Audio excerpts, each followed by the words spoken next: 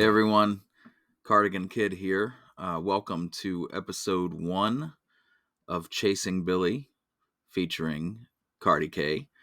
This is my first TV studio appearance since I was on a podcast with another host, maybe, I don't know. I have no concept of space or time, so maybe 6 months ago, 4 months. It could be 2 years, I don't know.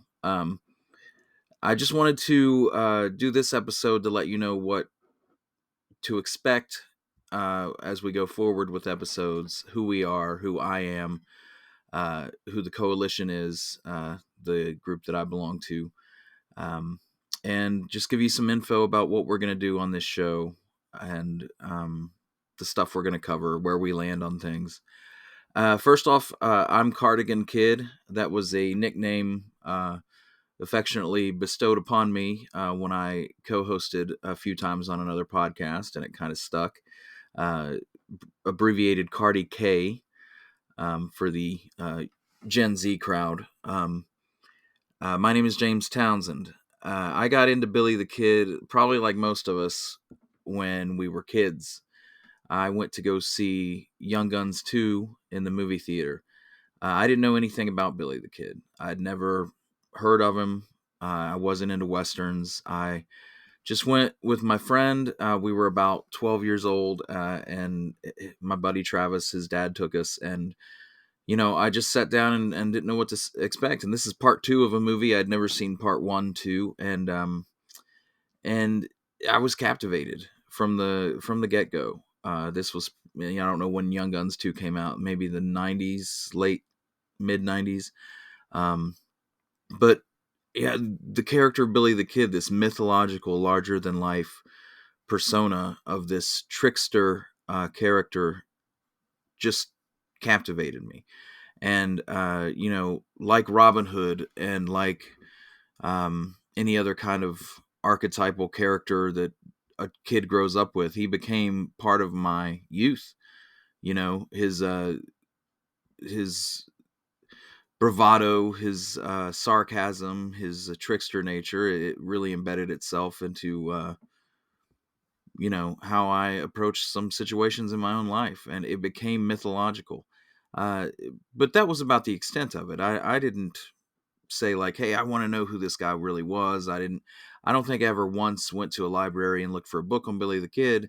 Young Guns was it for me. That was the Billy the Kid story, and I didn't try to authenticate or prove or disprove anything. That was just how it was.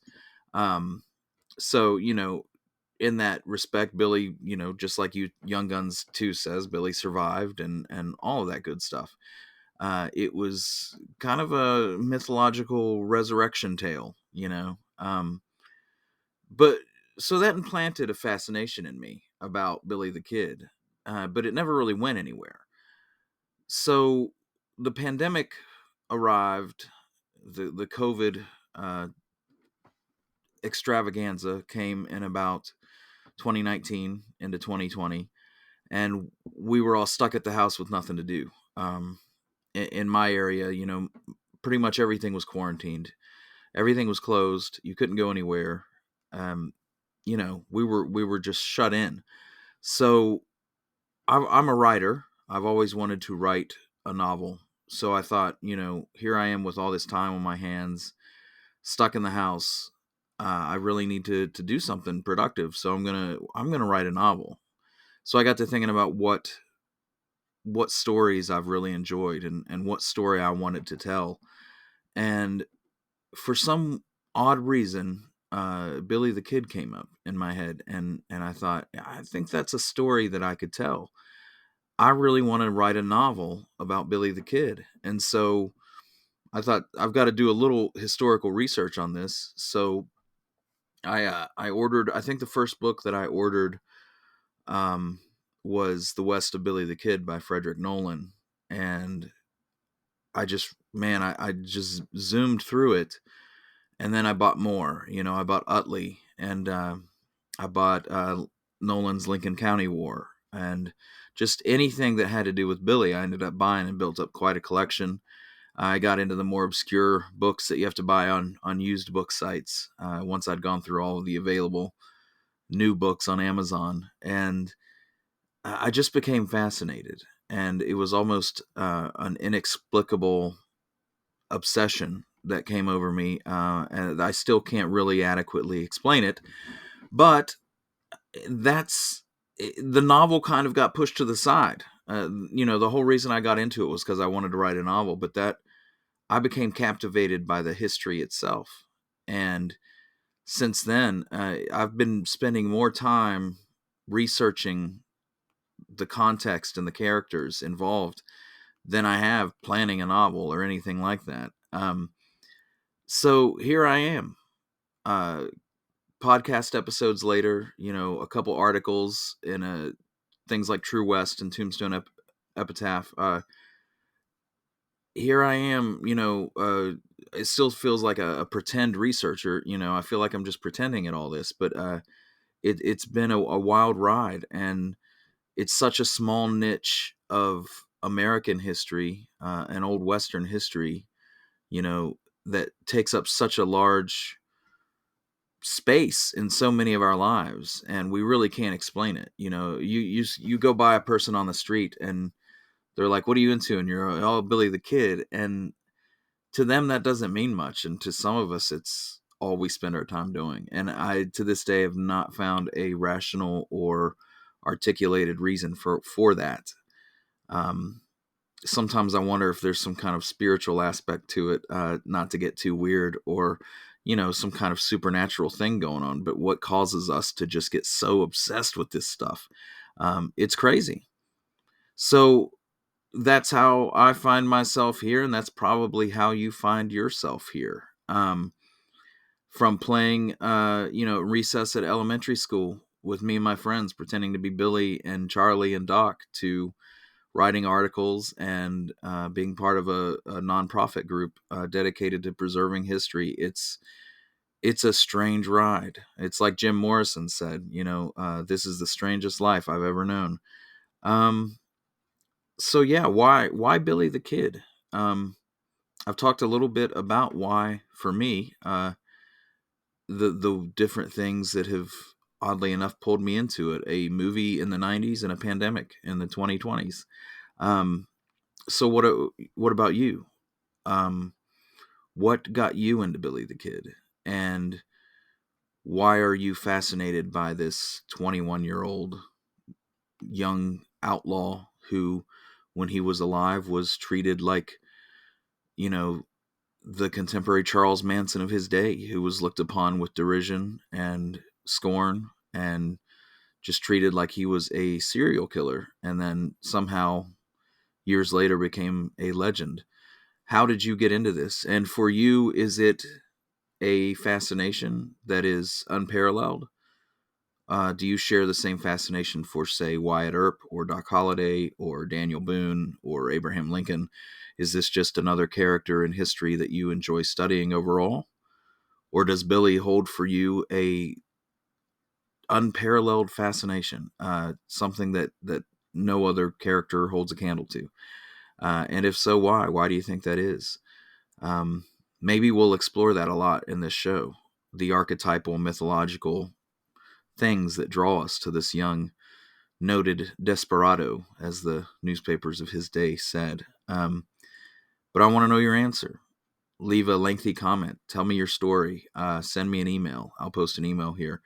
Um, but yeah, we're all here to talk about Billy the Kid. And sometimes that fascinates me. Just the very fact that such a small niche can cause such a large ripple among so many people that I've met across the world, met online. But yeah, there's people, my friends in England, in Sweden, in Australia, we're all gravitating towards this little town of Lincoln, in our spirits. But yeah, so tell me your Billy story. That's kind of one thing I want to hear with this first episode, this introductory bit. Tell me where you come from. What's your Billy story? Um, a little about this show. First and foremost, I have a commitment to history. Um, I do not have a preconceived notion about how things happened or should have happened, or any kind of narrative that I am invested in. I want to know what happened. I want to use logical and legitimate means to get to the truth of what happened. That means documents, sources, interviews, firsthand testimony, examination of all the things that happen around it, all of the characters involved. It's not whim. It's not, whimsical. It's not, oh well, this is how I want it to have happened, so this is what I'm going to say. It's not fabrication. It's not finding a thing that you think could be a puzzle piece and making it fit into your narrative and deciding that all the provenance and facts are there that really aren't. Um, and let's talk about that word for a second, provenance. I don't want to talk about provenance. I want to talk about that word. I say provenance. A lot of people say provenance. A lot of people say provenance.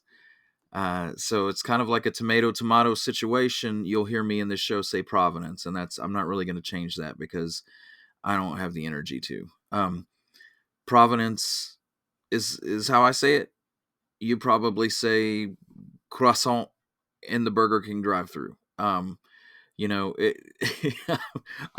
from West Virginia, and I say Providence. I don't know if that's right or wrong.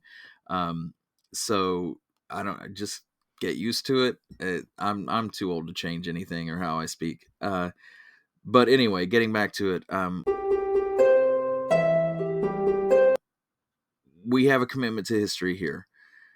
If something comes along, say I believe one thing about an event, and new evidence comes to light, or evidence I didn't know about, then I gladly recant and adjust the narrative in my head to fit what the facts state. That's historical integrity. I'm not bragging about myself or anything, because I'm not saying I'm a man of integrity at all. Anybody that knows me knows that. But you have, in history, if you're going to research facts, if you're going to research objectivity, if you're going to research what happened, if you want the truth, you have to adjust your desires and what you think happened in your head narrative. You have to adjust that to facts. And when something new comes along that says, that challenges what you previously thought, then you need to have the historical integrity to change and to say, okay, I was wrong. It appears that the truth is this. And that's something we get confused about in history. A lot of times, history and this Billy the Kid community, it feels more like a religion than it does a historical research community. We get tied into our own narratives and what we want things to be. And I've found a lot of people shifting and twisting facts to match what they want to be true. And that's just unacceptable. So this show will be focused on history, on facts, and on objectivity. That doesn't mean we're not going to get crazy and talk about some crazy stuff. I love speculation. I love getting in the weeds of the craziest things you can find. I want to talk to people who have all kinds of different ideas. But you're able to do that and say, a little disclaimer, this is speculation. Okay, we're not saying that this is how it happened or that this is 100% true. This is speculation. You can have a little fun and say maybe, or when all the facts aren't there, you can say, well, this could have happened, but you don't present it as documented truth. So that's the core of this show. That's the foundation. If you find something that challenges your preconceptions, if your findings are rooted in fact and backed up by evidence, you need to have integrity to change your narrative. I'll have episodes exploring everything related to the history of Billy the Kid. I want to talk about books. I want to talk about movies. I read a lot of fiction around Billy the Kid. I want to review books. I want to talk about if there's a comic book out that has Billy in it. Anything related to Billy, I want to talk about. I want you to tell me about. And I want to have guests on. There's a lot of stuff I don't know about. There's a lot of stuff I'm not an expert on. So that's pretty much everything. I want to talk to other people. I want to have other people on the show. I want to have just a heck of a time on here. and build up a community of based on talking about what we all love to talk about, and debating and exploring all the things we want to explore. I have a group on Facebook. It's called The Life and Legend of Billy the Kid. I run it with my friends Robert and Melanie, and Robert's in Sweden and Melanie's in England, and I'm here in West Virginia in the United States. So again, another point of how Billy just brings us all together. But we have almost 30,000 people in that group now, and it is a wide range of very differing opinions, and it's a good time. I like to call it the Wild West Saloon of Facebook groups. Uh, our idea behind the group is to allow pretty much anything, and as long as you're respectful, you can talk about whatever you want, and that's what I want to do in the show is explore anything we want to related to Billy, as long as we respect each other. And that doesn't mean things won't get heated, but as long as we respect each other and be civil about it, I don't see why we can't talk about anything and everything. Um, all kinds of different views. I know things get crazy when you bring Brushy Bill or John Miller into it, but let's talk about all of it. And I'll tell you what I think. You tell me what you think, and at the end of the day, let's part amigos and still share this love for Billy the Kid. A lot of times, I fall into the camp of believing that Billy the Kid actually died at Fort Sumner that night. A lot of times we're accused of wanting to promote some official agenda as if I get a paycheck for doing anything like that. It wouldn't bother me a bit if anything came forth that irrefutably proved Brushy was Billy. I would say, great, that's awesome. Turns out Brushy's Billy, but until then, I just don't see it. Let's talk about it. All kinds of things like that. Um, this show is produced and really made possible. I say that 100% with seriousness and in complete. I mean that literally. It's 100% made possible by a group I belong to, Billy the Kid's Historical Coalition. It's a nonprofit. I serve on the board of directors, and Josh and Jeremiah and Ben Dawson, myself, are a team that's dedicated to preserving history. And all of our members, we've met some wonderful people, and we have some wonderful people as part of the coalition. And we've placed headstones on graves that have gone unmarked for over a century of these guys that played a huge role in Billy's life and in the history of New Mexico and the United States West.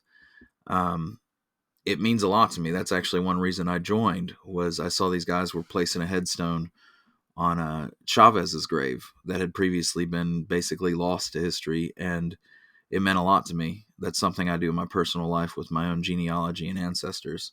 So I got involved, and this show wouldn't be happening without the coalition backing it and making it happen. So I want to bring your attention to that.